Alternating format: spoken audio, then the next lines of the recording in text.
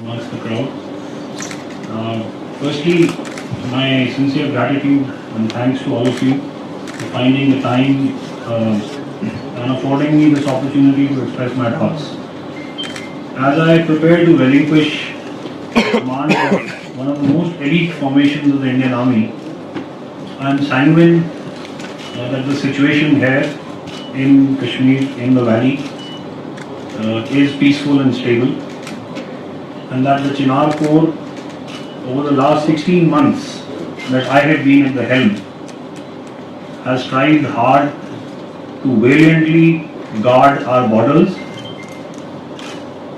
nix and negate numerous attempts at infiltration by inimical elements, while also simultaneously prosecuting a very robust and successful counter-terrorist campaign within the Kashmir Valley. While doing this, we've also been very conscious and sensitive of our responsibility as part of nation building to maintain our connect with the Kashmiri people and the Awam. In this, as you are aware, we've initiated numerous programs and initiatives to make sure that we are always and at all times with the people of Kashmir. Today,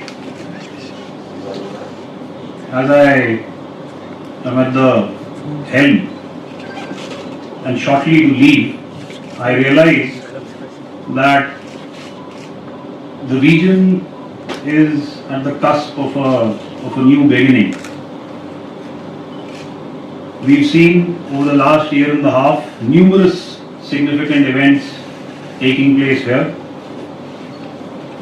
and we've also seen a lot of development come to the region.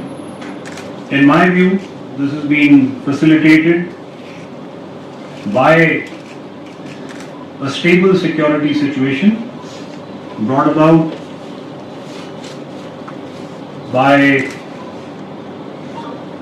very, very significant efforts that have been put in by the Chinar Corps and its sister agencies and organizations such as the Jammu and Kashmir Police, the CAPFs that are deployed here, and numerous other security agencies.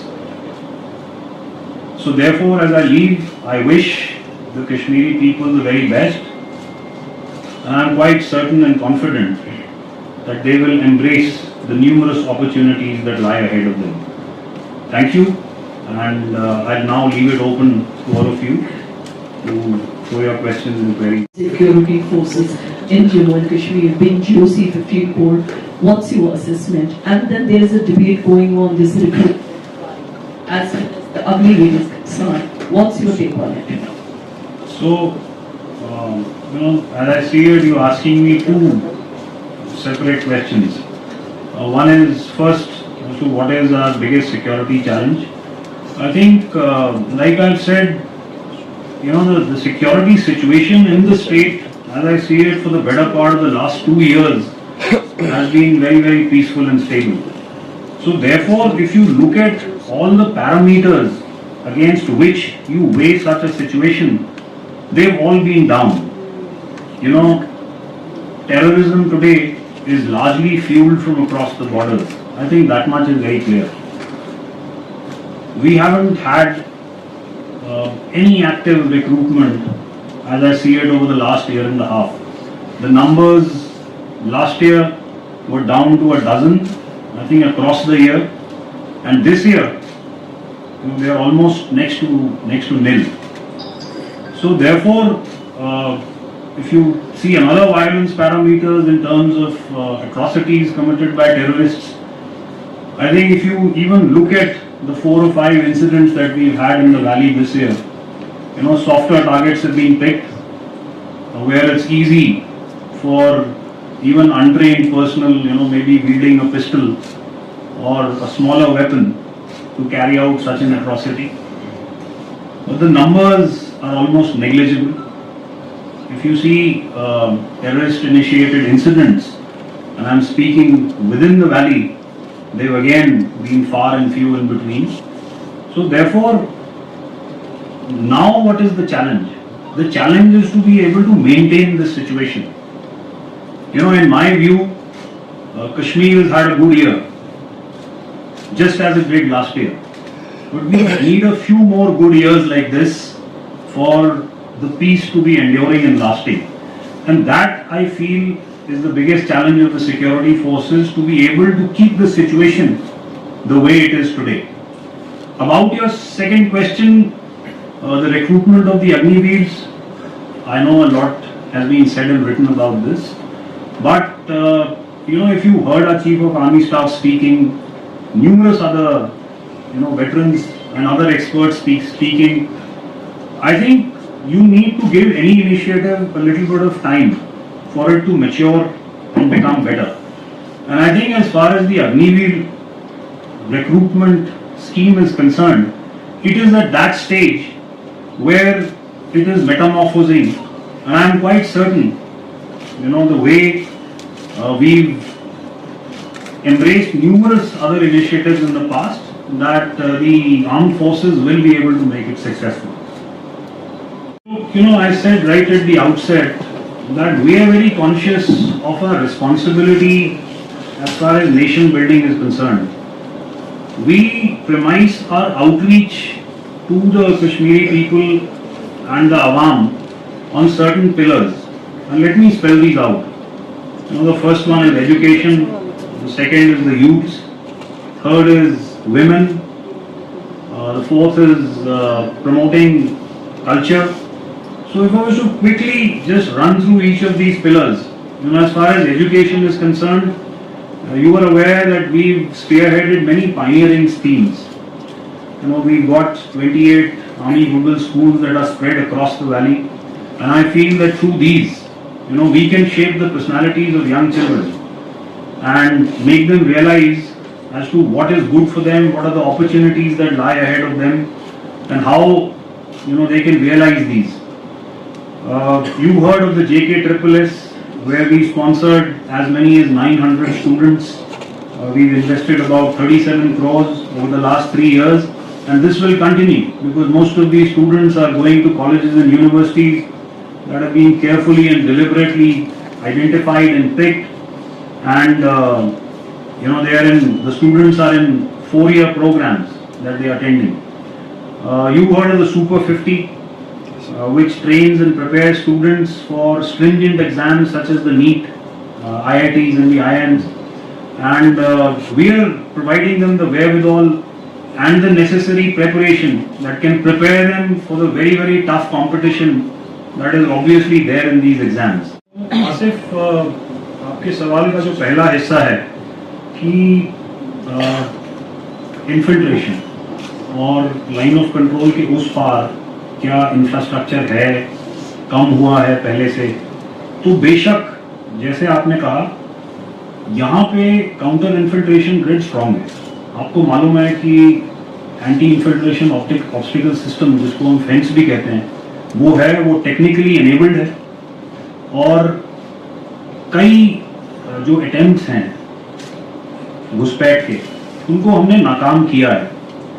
अगर आप launch pads और infrastructure की बात करें जो line of control के उस पार है, इस साल हमने देखा कि हालांकि इन लॉन्च पैड्स में लोग थे और हमें इंटेलिजेंस एजेंसी से इनपुट्स भी आ रहे थे कि ये कोशिश करेंगे, लेकिन उतने अटेम्प्ट्स नहीं हुए इस समर में जब वो नॉर्मली होते हैं, जैसे कि हमने पिछले सालों में देखा. अब इसकी वजह क्या है? आपने बोला क्या स्ट्रैटेजी चेंज हुई है. ये तो जाहिर है कि घुसपैठ लाइन ऑफ कंट्रोल के अलावा दूसरी जगह से भी हो सकती है, और शायद इस साल हुई भी. और इसीलिए अगर आप देखें तो शायद जम्मू रीजन में नंबर्स कुछ बढ़ गए हैं, क्योंकि वो एरिया हमेशा से पीसफुल था. तो स्ट्रैटेजी चेंज शायद ये हुई है कि लॉन्च पैड्स में हम देख रहे थे, हमें लग रहा था कि यहाँ से इन्फिल्ट्रेट करेंगे, लेकिन इन्फिल्ट्रेशन की कोशिशें और शायद सक्सेसफुल कोशिशें कहीं और से हो रही थी और इसीलिए हम देख रहे हैं कि वो नंबर्स शायद थोड़े से बढ़ गए हैं, लेकिन मैं सिर्फ आपको ये बताना चाहता हूं कि मैं बहुत कॉन्फिडेंट हूं और मुझे पूरा विश्वास है कि वो नंबर्स भी जल्दी कम होने शुरू हो जाएंगे क्योंकि इंटेलिजेंस हमें आने लग गई। दूसरा, आसिफ आपने बात करी पिछले वाले ऑपरेशन की, मैं सिर्फ इतना अपनी तरफ से कहना चाहता हूं कि वो एक अटैक नहीं था। आपको मालूम है कि उस ऑपरेशन में हमारे कर्नल मनप्रीत सिंह, मेजर आशीष भौंचक, डीएसपी हुमायूं भट्ट और सिपाही Pradeep Singh made the supreme sacrifice. वो हमारा ऑपरेशन था। और कई बार मैंने सुना है आप लोगों को बोलते हुए कि वो अटैक था, लेकिन मैं आज शायद एक आखिरी बार ये क्लैरिफाई करना चाहता हूं कि ऑपरेशन हमारा था।